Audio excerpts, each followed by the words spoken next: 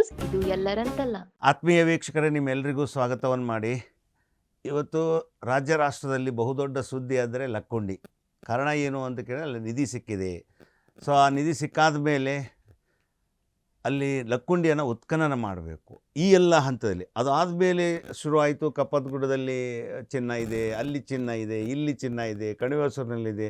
British ಕಾಲದಲ್ಲಿ ನಿಧಿಯನ್ನು ತೆಗೆದಿದ್ರು, ಕಲ್ಯಾಣ ಚಾಲುಕ್ಯರಲ್ಲಿ ನಿಧಿಯನ್ನು ತೆಗೆದಿದ್ರು. ಹೀಗೆ ಈಗ ಇನ್ನೊಂದು ಆರಂಭ ಆಗಿದೆ ಅಂದರೆ ಅದು ಗದಗಿನ ವೀರನಾರಾಯಣ. ಈ ವೀರನಾರಾಯಣ ದೇವಸ್ಥಾನ ಹೊಯ್ಸಳರ ವಿಷ್ಣುವರ್ಧನ ಕಟ್ಟಿಸಿದ್ದು.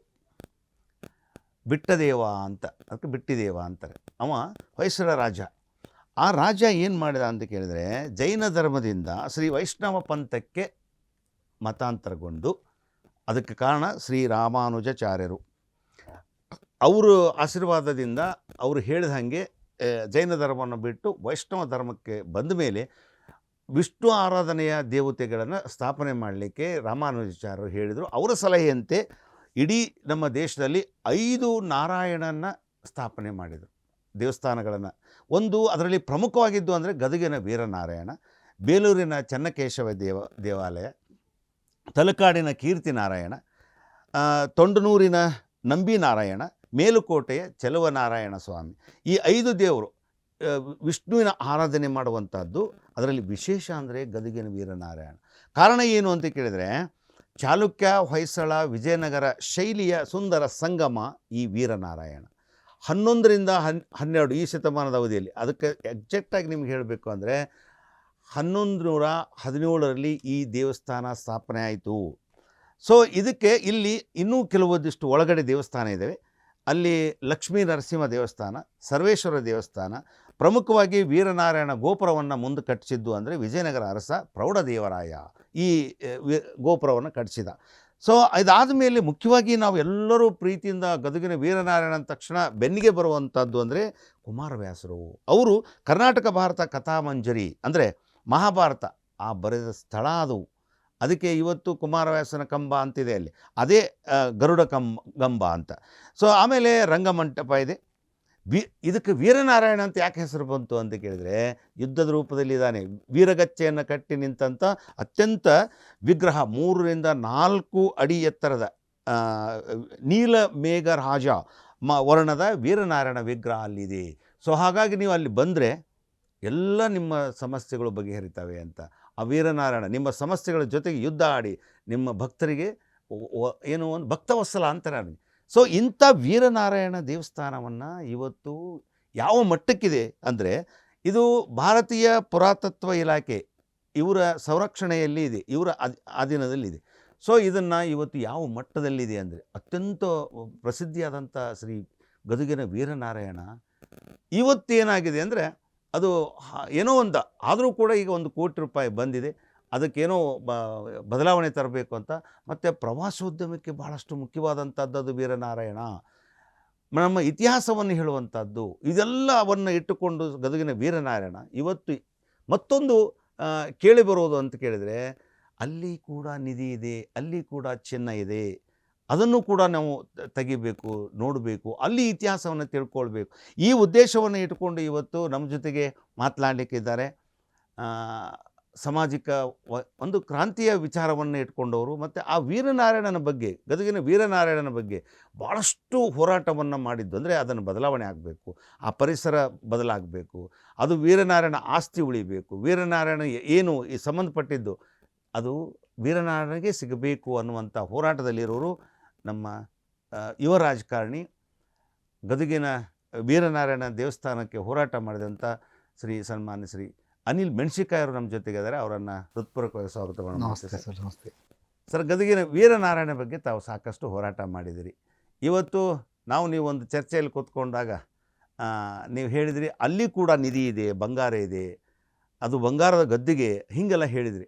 ಏನು ಯಾವ ಆಧಾರವನ್ನು ಇಟ್ಕೊಳ್ತೀರಿ ಆ ವೀರನಾರಾಯಣ ಬಗ್ಗೆ, ಆ ದೇವಸ್ಥಾನದ ಬಗ್ಗೆ? ನಾನು ಭಾಳ ಹಿಂದಿನ ಇತಿಹಾಸವನ್ನು ತಗೊಳ್ಕೊಳಕ್ಕೆ ಹೋಗೋದಿಲ್ಲ. ಈಗಾಗಲೇ ನೀವು ಸಂಕ್ಷಿಪ್ತವಾಗಿ ಆ ದೇವಸ್ಥಾನ ಹೇಗೆ ನಿರ್ಮಾಣ ಆಯಿತು, ರಾಜ ವಿಷ್ಣುವರ್ಧನ ಯಾವ ಒಂದು ಕಟ್ಟಿದ್ದನ್ನು ಅದು ಎಲ್ಲರಿಗೂ ಗೊತ್ತಿರ್ತಕ್ಕಂಥ ವಿಚಾರ. ಆ ಇತಿಹಾಸವನ್ನು ಬಿಟ್ಟು ಈಗೇನು ಲಕ್ಕುಂಡಿಯಲ್ಲಿ ನಿಧಿ ಸಿಕ್ತು, ಇತ್ತೀಚೆಗೆ ನಿಧಿ ಸಿಕ್ತಾಗ ಇವತ್ತು ಇಡೀ ರಾಜ್ಯ ಮಟ್ಟದಲ್ಲಿ ದೇಶ ಮಟ್ಟದಲ್ಲಿ ದೊಡ್ಡ ಸುದ್ದಿ ಅಂತೂ ಆಗಿದೆ. ಅದಾದ ನಂತರ ಇವತ್ತು ತಾವು ಪತ್ರಿಕಾ ಮಾಧ್ಯಮದವರು ನಿಧಿ ಸಿಕ್ಕ ನಂತರ ಅಲ್ಲಿ ಸಾಕಷ್ಟು ಇನ್ನೂ ನಿಧಿ ಇದೆ, ಬಂಗಾರ ಇದೆ, ಅಲ್ಲಿ ಟಂಕ್ ಸಾಲೆ ಇತ್ತು. ಅದ್ರ ಜೊತೆಗೆ ಕಪ್ಪತ್ತಗುಡ್ಡದ ಏನು ಅಲ್ಲಿ ಮೈನಿಂಗ್ ಏರಿಯಾ ಹಿಂದಕ್ಕೆ ಗೋಲ್ಡ್ ಮಿನರಲ್ ಅವೈಲೇಬಲ್ ಇದೆ. ಹಿಂದಕ್ಕೆ ಬ್ರಿಟಿಷರು ತೆಗೆದಿರೋದು, ಹಿಂದಕ್ಕೆ ಅದಕ್ಕೆಲ್ಲನೂ ಕೂಡ ಒಂದಕ್ಕೊಂದು ಕನೆಕ್ಟ್ ಆಗ್ತಾ ಇದೆ. ಸೊ ಗದಗು ಕೂಡ ನಾನು ತಿಳ್ಕೊಂಡಂಗೆ, ನಾನು ಕತೆನೋ ಅದು ಪುರಾಣದಲ್ಲಿ ಬಂತು ಎಲ್ಲಿ ಬಂತು ನಾನು ಭಾಳಷ್ಟು ಜನ ನಾನು ತಿಳ್ಕೊಂಡಂಗೆ ಗದಗು ಕೂಡ ಬಂಗಾರದ ಗದಿಗೆ ಅಂತ ಅನಿಸ್ಕೊತಾ ಇತ್ತು. ಇದೇನು ಯಾವ ರೀತಿ ನೀವು ಪತ್ರಕರ್ತರು ಅದನ್ನು ಇಂಚಿಂಚಾಗಿ ನೀವು ಅದನ್ನು ನೀವು ಅದನ್ನು ರಿಸರ್ಚ್ ಮಾಡ್ಕೊತ ಹೋದ್ರಿ, ಕಪ್ಪತ್ತಗುಡ್ಡಕ್ಕೆ ರೀಚ್ ಆದ್ರಿ. ಕಪ್ಪತ್ತಗುಡ್ಡದಿಂದ ಕಣಿವೆ ಹೊಸೂರು ಬಂದ್ರಿ, ಮಾಲಿಂಗಪುರ ಬಂದ್ರಿ, ನಾಗಾವಿ, ಕಬ್ಲಾಯ್ಕಟ್ಟಿ, ಹಿಂಗೆಲ್ಲ ಅದೇ ಥರ ಲಿಂಕು. ಇವತ್ತೇನು ಲಕ್ಕುಂಡಿ ಅಲ್ಲಿ 101 ಬಾವಿ, 101 ದೇವಸ್ಥಾನದ ಇತಿಹಾಸ ಜೊತೆಗೆ ಅಷ್ಟೇ ಇತಿಹಾಸ ಗದಗಿನ ವೀರನಾರಾಯಣ ದೇವಸ್ಥಾನಕ್ಕೂ ಕೂಡ ಇದೆ. ಅದನ್ನು ನಾವು ಒಪ್ಕೊಳ್ಳೇಬೇಕಾಗತ್ತೆ. ಇವತ್ತೇನು ಮಹಾರಾಜರು ಯಾವ ಉದ್ದೇಶ ಇಟ್ಕೊಂಡು ದೇವಸ್ಥಾನವನ್ನು, ವಿಶೇಷವಾಗಿ ವಿಷ್ಣುವಿನ ದೇವಸ್ಥಾನ ಏನು ಬಂಗಾರ ಅಂತ ಬಂದಿದ್ದಕ್ಕೆ ನಾನು ಹೇಳ್ತಾ ಇದ್ದೀನಿ. ವಿಷ್ಣುವಿನ ದೇವಸ್ಥಾನ ಎಲ್ಲಿ ಇದಾವೆ ಇವತ್ತು, ನಮ್ಮ ಪುರಿ ಜಗನ್ನಾಥನ ದೇವಸ್ಥಾನ ಆಗಿರೋದು, ಅನಂತ ಪದ್ಮನಾಭ, ಅಲ್ಲಿ ಕೂಡ ಸಾಕಷ್ಟು ನಿಧಿ ಇರೋದು ಗೊತ್ತಿರತಕ್ಕಂಥ ವಿಚಾರ.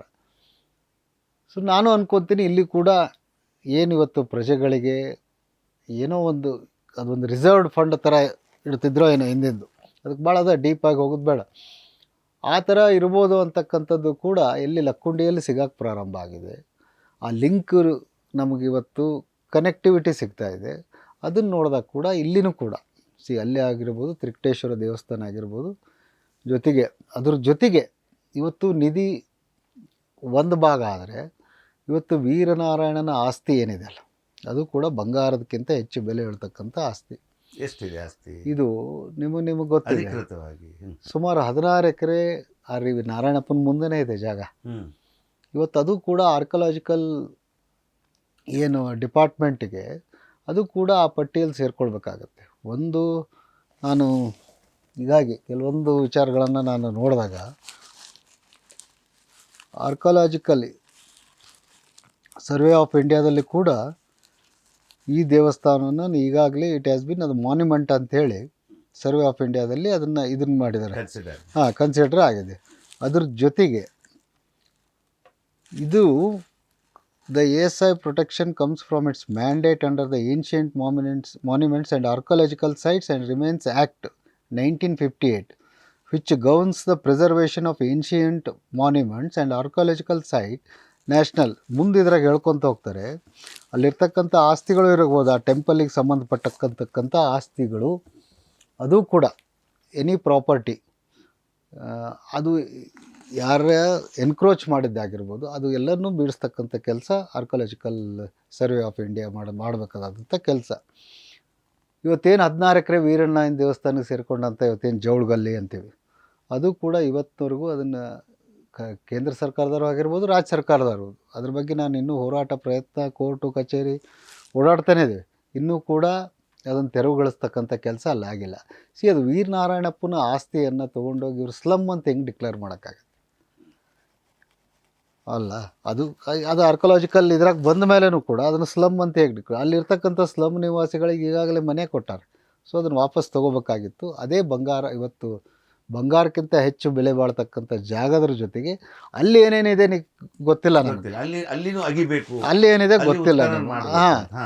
ಅದ್ರ ಜೊತೆಗೆ ಸಂಬಾಪುರದಾಗ ಸುಮಾರು ಒಂದು 80 ಎಕರೆ ಸಂಬಾಪುರ ರೋಡ್ನಲ್ಲಿ ಆಸ್ತಿ, ದೇವಸ್ಥಾನದ ಆಸ್ತಿ ಇದೆ. ಎಲ್ಲವನ್ನು ಕೂಡ ಇವತ್ತು ಮೈಸೂರು ಮಹಾರಾಜರದಾಗಿರೋದು, ಸಾಕಷ್ಟು ರಾಜರುಗಳ ಆಸ್ತಿಗಳನ್ನು ಅದು ಗೋರ್ಮೆಂಟಿಗೆ ಇದು ಆಗಿರೋದು ತಮ್ಗೆ ಗೊತ್ತಿರ್ತಕ್ಕಂಥ ವಿಚಾರ. ಇಲ್ಲೇ ಮೈಸೂರಲ್ಲಿ ಮಹಾರಾಜರ ಆಸ್ತಿ ಎಷ್ಟಿದ್ರು ಕೂಡ ಇವತ್ತು ಮಾರಕ್ಕೆ ಆಗ್ತಾಯಿಲ್ಲ, ಯಾಕಂದ್ರೆ ಕೆಲವೊಂದು ಗೋರ್ಮೆಂಟ್ ಇದು ಆಗಿದೋ ಇದೆ. ಸೊ ಇಲ್ಲಿ ಕೂಡ ಅದು ಗೋರ್ಮೆಂಟ್ ಪ್ರಾಪರ್ಟಿ ಆಗಿರೋದ್ರಿಂದ ಇನ್ನೂ ಕೂಡ ತೊಗೊಳ್ತಕ್ಕಂಥದ್ದು ಕೆಲಸ ಆಗ್ತಿಲ್ಲ. ಅಲ್ಲಿ ಏನು ಆ ಇತಿಹಾಸವನ್ನು ತೊಗೊಂಡು ಯಾವ ರೀತಿ ನಾವು ಇಲ್ಲಿವರೆಗೂ ಲಕ್ಕುಂಡಿ ಆಯಿತು, ಕಳೆದ ವರ್ಷ ಉತ್ಖನನ ಪ್ರಾರಂಭ ಮಾಡಿದರು, ಈ ಅದೇನೋ ಮಳೆಗಾಲ ಏನೋ ಮುಂದೆ ಹಾಕ್ಕೊಂತ ಬಂದರು, ಅದೇನೋ ನಿಧಿ ಸಿಕ್ತು, ಈಗ ಉತ್ಖನನ ಸ್ಟಾರ್ಟ್ ಆಗಿದೆ, ಏನೋ ಇದೆ ಅಂತಕ್ಕಂಥದ್ದು ಇವತ್ತು ಜನರಿಗೆ ಮನವರಿಕೆ ಆಗ್ತಾಯಿದೆ. ಅಲ್ಲ ಈಗ ಈಗ ಈಗ ಇದು ಪ್ರಶ್ನೆ ಬಂದಿರೋದು ಲಕ್ಕುಂಡಿಗೆ ಅಲ್ಲ, ಲಕ್ಕುಂಡಿ ಸುತ್ತಮುತ್ತ ಗದಗೂ ಕೂಡ ಒಂದು ಹೆಡ್ ಕ್ವಾರ್ಟ್ರು. ಗದಗೂ ಕೂಡ ಗದಗ ಅಂದರೆ ಗದಗಿನ ವೀರನಾರಾಯಣ ಅಂತಕ್ಕಂಥದ್ದು ನಮ್ಗೆ ಗೊತ್ತಿರ್ತಕ್ಕಂಥ. ಅದಕ್ಕೆ ಆ ದೃಷ್ಟಿಯಿಂದ ಈ ಗದಗಿನಲ್ಲಿ ವೀರನಾರಾಯಣ ದೇವಸ್ಥಾನಕ್ಕೆ ಸಂಬಂಧಪಟ್ಟ ಜಾಗಗಳ ಜೊತೆಗೆ ವೀರನಾರಾಯಣ ದೇವಸ್ಥಾನನೂ ಕೂಡ ಉತ್ಖನ ಅಂದರೆ ಇವತ್ತೇನು ನೀವು ತೆಗಿಬೇಕಂತೇನಿಲ್ಲ, ನಿಮ್ಗೆ ಸ್ಯಾಟಲೈಟ್ ಇಮೇಜ್ ಥ್ರೂ ಎಲ್ಲನೂ ಇವತ್ತು ಟೆಕ್ನಾಲಜಿ ಅಷ್ಟೊಂದು ಇದು ಇದೆ. ಅಲ್ಲಿ ಏನಿದೆ ಅಂತಕ್ಕಂಥ ಆ ಟೆಕ್ನಾಲಜಿ ಬಳಸೋದ್ರ ಮೂಲಕ ನಾನು ಇಲ್ಲಿರ್ತಕ್ಕಂಥ ಇವತ್ತೇನು ಸಚಿವರು ಮುತುವರ್ಜಿ ವಹಿಸಿ ಉತ್ಖನ ಏನು ಪ್ರಾರಂಭ ಅಲ್ಲಿ ಮಾಡಿಸಿದ್ರಲ್ಲ, ಹೆಂಗೆ ಲಕ್ಕುಂಡಿ ನೀವು ಪ್ರವಾಸಿ ಕೇಂದ್ರ ಆಗಬೇಕು, ಯುನೆಸ್ಕೋಗೆ ಪಟ್ಟಿಯಲ್ಲಿ ಸೇರ್ಬೇಕಂತೇಳಿ ನಿಮ್ಮ ಆಸೆ ಇದೆಯಲ್ಲ, ಅದ್ರ ಜೊತೆಗೆ ಗದಗನ್ನು ಕೂಡ ತೊಗೊಂಡು ಹೋಗ್ತಕ್ಕಂಥ ಕೆಲಸ ಈ ಸಂದರ್ಭದಲ್ಲಿ ಅವ್ರು ಮಾಡಿದರೆ ಖಂಡಿತವಾಗ್ಲೂ ನಾರಾಯಣಪ್ಪಂದು ಆ ಒಂದು ಇತಿಹಾಸದ ಜೊತೆಗೆ ಮತ್ತು ಏನಿದೆ ನಮ್ಗೆ ತಿಳಿತಕ್ಕಂಥ ಕೆಲಸದ ಜೊತೆಗೆ ಆ ನಾರಾಯಣಪ್ಪನ ದೇವಸ್ಥಾನ ಆಸ್ತಿ ಆ ನಾರಾಯಣಪ್ಪಕ್ಕೆ ಹೋಗ್ಬೇಕು ಅಂತಕ್ಕಂಥ ವಿಚಾರ. ಅದನ್ನೊಂದು ಬ್ರಾಹ್ಮಣರಿಗೆ ದಾನವಾಗಿ ಕೊಟ್ಟಿದ್ದದು ಜಾಗ. ಬ್ರಾಹ್ಮಣರು ಅರ್ಚಕರು ಅಲ್ಲಿ ಈಗ ಅದೊಂದು ಅಂತಾನೆ ಇದೆ ಅಲ್ಲಿ ಇವತ್ತು ಕೂಡ ಕಾನೂನು ಅದನ್ನೇ ಹೇಳುತ್ತೆ. ಆಯಿತು, ಈಗ ಅಲ್ಲಿ ಕೋರ್ಟ್ನಲ್ಲಿದೆ. ಇನ್ನೊಂದು ಏನು ಅಂದರೆ ಭಾರತೀಯ ಪುರಾತತ್ವ ಇಲಾಖೆಯ ಕೋರ್ಟ್ನಲ್ಲಿ ಇರ್ತಕ್ಕಂಥ ಯಾವುದು ಕೂಡ ಆರ್ಕಿಯಾಲಜಿಕಲ್ ಡಿಪಾರ್ಟ್ಮೆಂಟ್ ವಿರುದ್ಧವಾಗಿ ಆಗಲಿ ಅವ್ರ ಪಾರ್ಟಿ ಅಲ್ಲ. ಒಂದು ಅಲ್ಲಿರ್ತಕ್ಕಂಥ ಏನು ಪುರೋಹಿತರು ಅದರ ಜೊತೆಗೆ ಟ್ರಸ್ಟ್ ಕಮಿಟಿ, ಟ್ರಸ್ಟ್ನವ್ರ ಜೊತೆಗೆ ಇರ್ತಕ್ಕಂಥದ್ದು ಒಂದು ಕೆಲವೊಂದು ಆಸ್ತಿಗಳನ್ನು ಟ್ರಸ್ಟು ಮಾರಬಾರ್ದಾಗಿತ್ತು without the permission of local jurisdiction court ಅಂತ ಬಯಲಾರದಲ್ಲಿ ಹೇಳ್ತಾರೆ. ಅದೇನು ತಗೊಳ್ಳಾರ್ದು ತಮ್ಮ ಹಿಂಗೆ ರಾಜಕೀಯವಾಗಿ ಇನ್ನೊಂದಕ್ಕೆ ಬರ್ಕೊಂಬ ಮಾಡಿಬಿಟ್ಟಿದ್ದಾರೆ. ಆದರೆ ಅದು ಮಾಡಿದರೂ ಕೂಡ ಸಿನ್ಸ್ ಅದು ಆರ್ಕಿಯಾಲಜಿಕಲ್ ಸರ್ವೆ ಇಂಡಿಯಾದಲ್ಲಿ ಒಳಪಟ್ಟಿರೋದ್ರಿಂದ ಅವರು ಅದನ್ನು ಪೊಸಿಷನಿಗೆ ಹೋಗ್ಬೇಕು.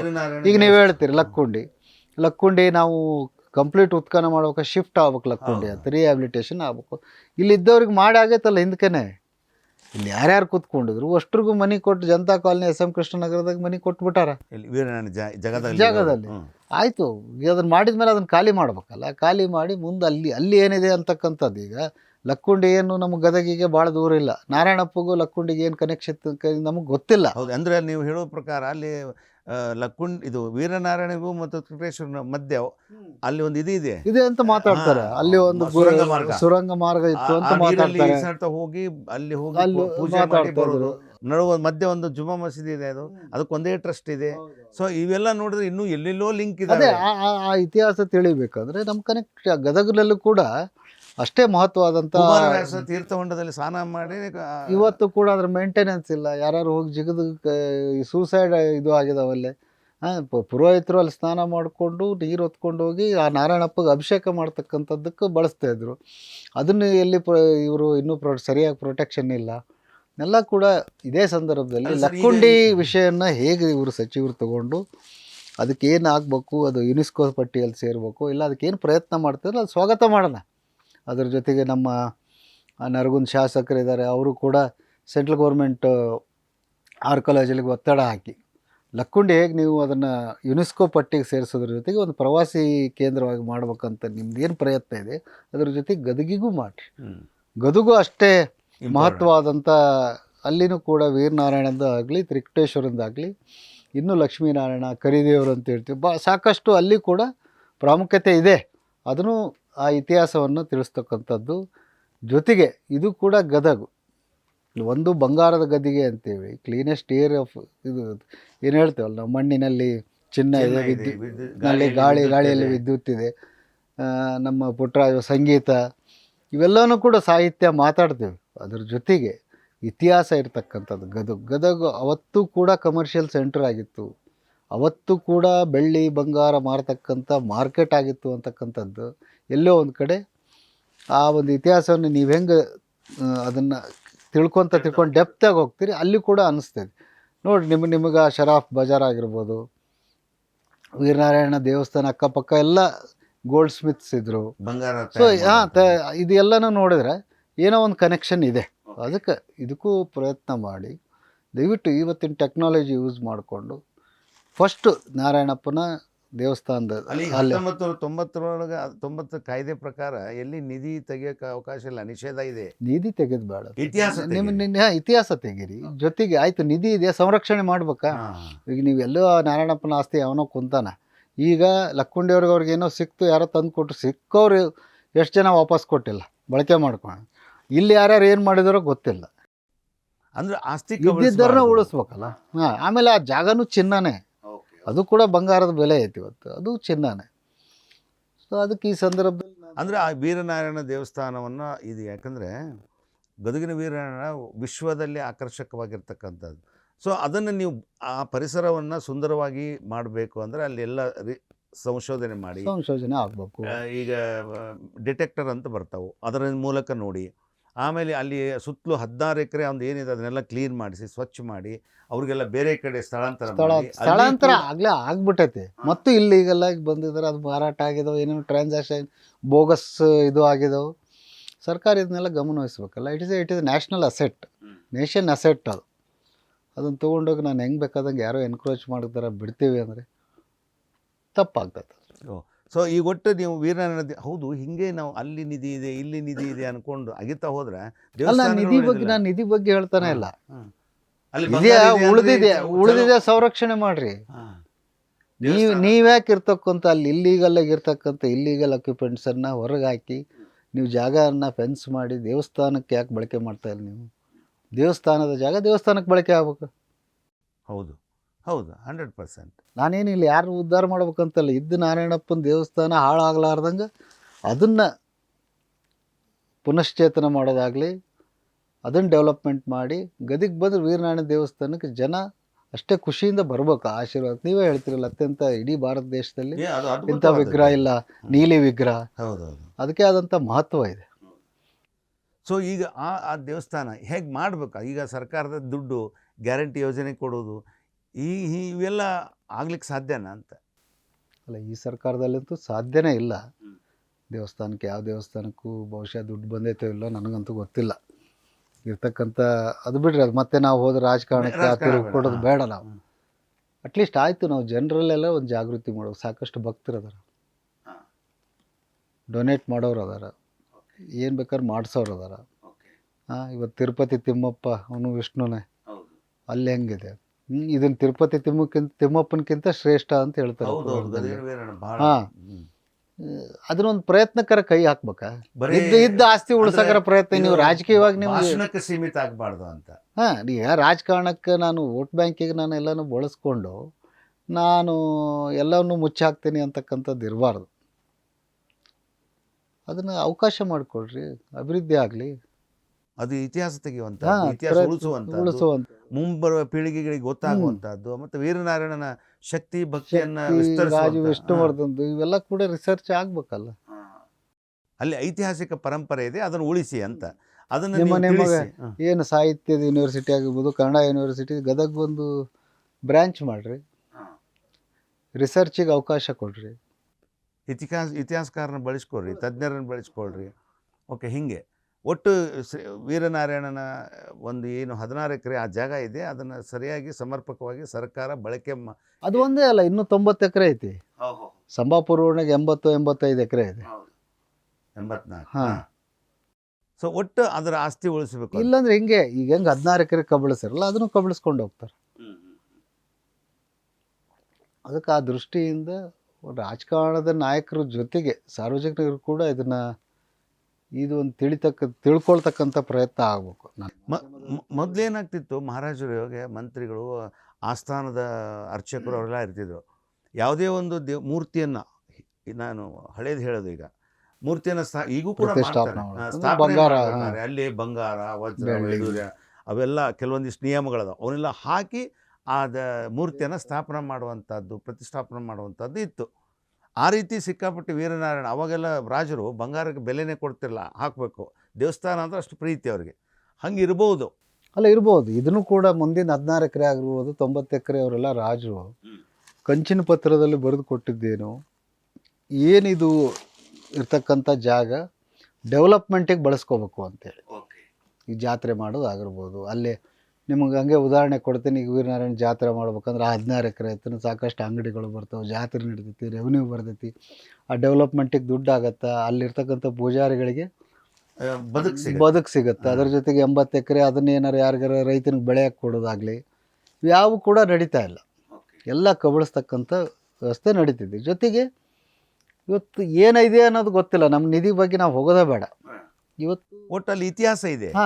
ಈ ಭಾಳಷ್ಟು ದೇವಸ್ಥಾನಗಳಲ್ಲಿ ರಾಜರು ಆ ಸಾಮ್ರಾಜ್ಯವನ್ನು ಗೆದ್ದಂಥ ಸಂದರ್ಭ ಆಗಿರ್ಬೋದು, ಹೊಯ್ಸಳರ ವಿಷ್ಣುವರ್ಧನ ಸೊರಟೂರವರೆಗೆ ಗೆದ್ದು ಸಂಕೇತ ಅದು. ಅದಕ್ಕೆ ವೀರನಾರಾಯಣನ ಕಟ್ಟಿದ್ದ ಅಂತ ಹೇಳ್ತಾರೆ. ಈ ನಮ್ಮ ಪ್ರಜೆಗಳು ಅವರು ಏನಾದರೂ ಬರಗಾಲ ಬರ್ಬೋದು, ಇನ್ನೊಂದು ಏನೋ ಬಂದರೂ ಕೂಡ ಅವರು ನೆಮ್ಮದಿಯಿಂದ ಇರಬೇಕು ಅಂತೇಳಿ ನಿಧಿಯನ್ನು ಹುಗಿದು ಇಟ್ಟಿರ್ಬೋದು. ಹೌದೌದು, ನಮಗೆ ಗೊತ್ತಿಲ್ಲ ಅದು ಹೌದೌದು, ಇದೆಯೋ ಇಲ್ಲ ನಮಗೆ ಗೊತ್ತಿಲ್ಲ. ಅವರು ಯುದ್ಧ ಆದರೆ ನಿಮಗೆ ಅದಕ್ಕೆ ಆದಂಥ ಸರ್ಕಾರಿ ಇಲಾಖೆಗಳದಾವಲ್ಲ, ಅವು ಯಾಕೆ ಇವನು ಪ್ರಯತ್ನ ಮಾಡ್ತಾ ಇಲ್ಲ? ಅವನು ಯಾಕೆ ಎಲ್ಲೋ ಯಾರ್ದೋ ಮನೆಗೆ ಪಾಯ ತೆಗಿಯೋ ಮುಂದೆ ನೀವು ಇದನ್ನು ತೆಗಿಯೋ ಮುಂದೆ ನಿಧಿ ಸಿಕ್ಕೈತಂದ್ಮೇಲೆ ಇಷ್ಟು ಡೆಪ್ತಾಗಿ ಹೋಗ್ತಾ ಇದ್ರಿ.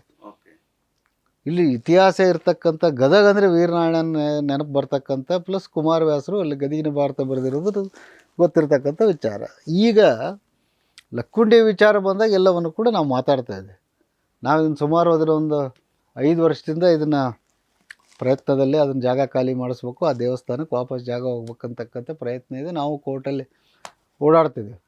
ಆದರೆ ಇದು ಏನು ಆರ್ಕಲಾಜಿಕಲ್ ಸರ್ವೆ ಆಫ್ ಇಂಡಿಯಾದಲ್ಲಿ ಆ ಪಟ್ಟಿಯಲ್ಲಿ ಸೇರ್ತಾ ಇದೆ, ಅವ್ರಿಗೂ ಕೂಡ ನಾವು ಪತ್ರ ಬರೀತಕ್ಕಂಥ ಕೆಲಸ, ಅವ್ರಿಗೂ ಸಂಪರ್ಕ ಮಾಡಿ ನಮ್ಮದೊಂದು ಪಿಟಿಷನ್ ಕೊಡ್ತಕ್ಕಂಥದ್ದು ಮಾಡ್ತೀವಿ. ಅವರು ಇದ್ರ ಬಗ್ಗೆ ಯೋಚನೆ ಮಾಡಬೇಕು. ಒಂದು protection of that monument, temple, ಜೊತೆಗೆ ಪ್ರೊಟೆಕ್ಷನ್ ಆಫ್ ದಟ್ ಪ್ರಾಪರ್ಟೀಸ್. ಇಷ್ಟ ಆಗಿಬಿಟ್ರೆ ಖಂಡಿತವಾಗ್ಲೂ ನೀವೇನು ಲಕ್ಕುಂಡಿ ಯುನೆಸ್ಕೋಗೆ ಸೇರಿಸ್ಬೇಕಂತೀರಿ, ಪ್ರವಾಸಿಗರು ಲಕ್ಕುಂಡಿಗೆ ಹೋಗೋಕ್ಕಿಂತ ಮುಂಚೆ ಗದಗ ನಾರಾಯಣಪ್ಪನ ದರ್ಶನ ತೊಗೊಂಡು, ತ್ರಿಕಟೇಶ್ವರನ ದರ್ಶನ ತೊಗೊಂಡು, ಪುಟ್ಟರಾಜ ಗವಾಯಿಗಳ ಸಂಗೀತದ ಇದನ್ನು ನೋಡಿಕೊಂಡು ಲಕ್ಕುಂಡಿ ಒಂದು ಹಬ್ ಆಗುತ್ತೆ, ಟೂರಿಸಮ್ ಹಬ್. ಓಕೆ, ಇದಿಷ್ಟು ನಿಮ್ಮ ಮಾತು. ಅನಿಲ್ ಮೆಣಸ್ಕೆ ಅವ್ರ ಮಾತುಗಳನ್ನು ಕೇಳಿದಿರಿ. ಭಾಳ ಉತ್ತಮವಾದಂಥ ವಿಚಾರಗಳನ್ನು ವ್ಯಕ್ತಪಡಿಸಿದ್ದಾರೆ. ಇವತ್ತು ಗದಗ ಅಂದರೆ ಬಂಗಾರದ ಅದು ಏನು ಗದ್ದಿಗೆ ಅಂತ. ಸೊ ಆ ಬಂಗಾರದ ಗದ್ದಿಗೆಯಲ್ಲಿ ಇಂಥ ಬಂಗಾರದ ದೇವಸ್ಥಾನಗಳಿದ್ದಾವೆ. ಗದಗಿನ ವೀರನಾರಾಯಣ ಅಂದರೆ ನೀವು ವಿಶ್ವವೇ ಇತ್ತ ನೋಡುವಂಥ ಒಂದು ಅದ್ಭುತವಾದಂಥ ಒಂದು ದೇವಸ್ಥಾನ. ಸೊ ಆ ದೇವಸ್ಥಾನ ಹೊಯ್ಸಳರ ವಿಷ್ಣುವರ್ಧನ ಕಟ್ಟಿಸಿದ್ದು. ಮತ್ತು ಏನಾಗ್ತಿದೆ, ಯಾಕೆ ದೇವಸ್ಥಾನಗಳನ್ನ ಅವ್ರು ಕಟ್ತಾಯಿದ್ರು ದೊಡ್ಡ ದೊಡ್ಡ ಏರಿಯಾದಲ್ಲಿ ಅಂದರೆ, ಯುದ್ಧ ಮಾಡ್ತಾ ಗೆದ್ದಂಥ ಬಂಗಾರ ಮತ್ತೊಂದು ವಸ್ತು ವೈಡೂರ್ಯಗಳನ್ನು ಅಲ್ಲಿ ಒಂದು ಕಡೆ ಇಟ್ಟು ಆ ದೇವರ ಸನ್ನಿಧಿಯಲ್ಲಿ ಇಟ್ಟು ನೀರು ರಕ್ಷಣೆ ಮಾಡು ಅಂತ ಹೇಳಿ ಹೋಗುವಂಥದ್ದು. ಸೊ ಹಾಗಾಗಿ ಅಲ್ಲೆಲ್ಲ 16 ಎಕರೆ ಪ್ರದೇಶವನ್ನು ನಾವು ಒಂದು ಮೆಟಲ್ ಡಿಟೆಕ್ಟರ್ ಮೂಲಕ ನಾವು ಸಂಶೋಧನೆ ಮಾಡಿದರೆ ಅಥವಾ ಅದನ್ನು ತಿಳ್ಕೊಂಡ್ರೆ ಅಲ್ಲಿ ನಿಧಿ ಸಿಗುವಂಥ ಅವಕಾಶಗಳು ಇದ್ದಾವೆ ಅಂತ ಒಂದು. ಎರಡನೇದು, ಆ ಪ್ರದೇಶ ಬಂಗಾರದಷ್ಟು ಬೆಲೆ ಬಾಳುವಂಥದ್ದು, ಬಂಗಾರಕ್ಕಿಂತ ಹೆಚ್ಚು ಬೆಲೆ ಆ ಪ್ರದೇಶಕ್ಕಿದೆ. 2. ಮೂರನೇದು ಏನು ಅಂತ ಕೇಳಿದರೆ, ಗದಗಿನ ವೀರನಾರಾಯಣ ವಾತಾವರಣ, ಪರಿಸರ, ವ್ಯವಸ್ಥೆ ಉತ್ತಮವಾದಂಥ ರೀತಿಯಲ್ಲಿ ಮಾಡಿದರೆ ಪ್ರವಾಸೋದ್ಯಮ ಇಲಾಖೆಗೆ ಭಾಳಷ್ಟು ಅನುಕೂಲ ಆಗುತ್ತೆ, ಜನರನ್ನು ಆಕರ್ಷಕ ಒಂದು ವ್ಯವಸ್ಥೆ ಮಾಡಲಿಕ್ಕೆ ಆಗತ್ತೆ ಅಂತ. ಮೂರನೇದು. ಇನ್ನು ಭಾರತೀಯ ಪುರಾತತ್ವ ಇಲಾಖೆಯವರು ಏನು ಮಾಡ್ತಾ ಇದ್ದಾರೆ, ಯಾಕೆ ಮಾಡ್ತಾ ಇಲ್ಲ ಇದನ್ನೇ? ಹೀಗೆ ಇಂಥ ಒಂದು ವ್ಯವಸ್ಥೆಯನ್ನು ಸಮರ್ಪಕವಾಗಿ ತಿಳ್ಕೊಳ್ಬೇಕಾಗಿದ್ದು ಜವಾಬ್ದಾರಿ ಸರ್ಕಾರ ಮತ್ತು ಸಂಬಂಧಪಟ್ಟ ಅಧಿಕಾರಿಗಳು. ಈ ಪ್ರದೇಶವನ್ನು ಸಂಪೂರ್ಣವಾಗಿ ಸಂರಕ್ಷಣೆ ಮಾಡಬೇಕು, ಸಂಶೋಧನೆ ಮಾಡಬೇಕು, ಉತ್ಖನನ ಮಾಡಬೇಕು. ಜೊತೆಗೆ ವೀರನಾರಾಯಣನ ಮೂರ್ತಿ ಅಂದರೆ ದೇವಸ್ಥಾನವನ್ನು ಉಳಿಸಬೇಕು, ಅದರ ಆಸ್ತಿಯನ್ನು ಕಬಳದಂತೆ ನೋಡಿಕೊಳ್ಬೇಕು. ಅಂದಾಗ ಮಾತ್ರ ಇಂಥ ಒಂದು ಅತ್ಯಂತ ಏನು ರಾಜರು ಕಟ್ಟಿದಂಥ ದೇವಾಲಯಗಳು ಇವೆಲ್ಲ ಇತಿಹಾಸ. ಇವು ಇಲ್ಲಿ ಎಲ್ಲ ಪರಂಪರೆಗಳಿದ್ದಾವೆ. ರಾಜರ ಆಡಳಿತ, ವ್ಯವಸ್ಥೆ, ಬದುಕು, ಭಕ್ತಿ, ಧರ್ಮ ಎಲ್ಲವನ್ನೂ ನಾವು ತಿಳ್ಕೊಳ್ಳಿಕ್ಕೆ ಸಾಧ್ಯತೆ ಇದೆ ಇಂಥ ದೇವಸ್ಥಾನಗಳ ಬಗ್ಗೆ. ಭಾಳ ಈಗ ಬೇರೆ ಬೇರೆ ರಾಜ್ಯಗಳಲ್ಲಿ, ತಮಿಳುನಾಡು, ಆಂಧ್ರ, ಆ ಎಲ್ಲ ರಾಜ್ಯಗಳಲ್ಲಿ, ಕೇರಳ, ಹೆಂಗೆ ದೇವಸ್ಥಾನಗಳು, ಐತಿಹಾಸಿಕ ದೇವಸ್ಥಾನಗಳು ಹೆಂಗೆ ರಕ್ಷಣೆ ಮಾಡ್ತಾ ಇದ್ದಾರೆ, ಎಷ್ಟೊಂದು ಆಕರ್ಷಣೆ ಮಾಡ್ತಾ ಇದ್ದಾರೆ. ಯಾಕೆ ನಾವು ಅಲ್ಲಿ ಹೋಗ್ತೀವಿ? ಗದಗಿನ ವೀರನಾರಾಯಣ ಬರೋದಿಲ್ಲ, ಹಳೆಬೀಡು ಬೇಲೂರಿಗೆ ಹೋಗ್ತೀವಿ ನಾವು. ಅದರ ಪ್ರಮುಖವಾದಂಥ ಪ್ರಥಮ ನಾರಾಯಣ ಗದಗಿನ ವೀರನಾರಾಯಣ. ಆ ದೇವಸ್ಥಾನ ನೋಡಲಿಕ್ಕೆ ಬರೋಕ್ಕೆ ಸಾಧ್ಯ ಇಲ್ಲ, ಯಾಕಂದರೆ ಅದರ ಬಗ್ಗೆ ಹೆಚ್ಚು ಪ್ರಚಾರ ಇಲ್ಲ, ವ್ಯವಸ್ಥೆ ಇಲ್ಲ, ಸುಂದರವಾದಂಥ ವಾತಾವರಣ ಇಲ್ಲ, ಸಮರ್ಪಕವಾಗಿ ಪೂಜೆ ಪುನಸ್ಕಾರಗಳು, ವ್ಯವಸ್ಥೆಗಳು, ಆಕರ್ಷಣೆ ಮಾಡುವಂಥ ಪ್ರವಾಸೋದ್ಯಮ ಆಕರ್ಷಣೆ ಮಾಡುವಂಥ ವ್ಯವಸ್ಥೆ ಇವೆಲ್ಲ ಬೇಕು. ಅದನ್ನು ಮಾಡಿದಾಗ ಗದಗಿನ ವೀರನಾರಾಯಣ ಇನ್ನಷ್ಟು ಮತ್ತಷ್ಟು ವಿಶ್ವಖ್ಯಾತಿಯನ್ನು ಪಡಲಿಕ್ಕೆ ಸಾಧ್ಯತೆ ಇದೆ, ಇತಿಹಾಸವನ್ನು ತಿಳ್ಕೊಳ್ಳಿಕ್ಕೆ ಸಾಧ್ಯತೆ ಇದೆ ಅನ್ನುವಂಥ ವಿಚಾರಗಳನ್ನು ವ್ಯಕ್ತಪಡಿಸಿದ ಅನಿಲ್ ಮೆಣಸ್ಕಿ ಅವರಿಗೆ ಹೃತ್ಪೂರ್ವಕ ಅಭಿನಂದನೆ ಸರ್. Thank you.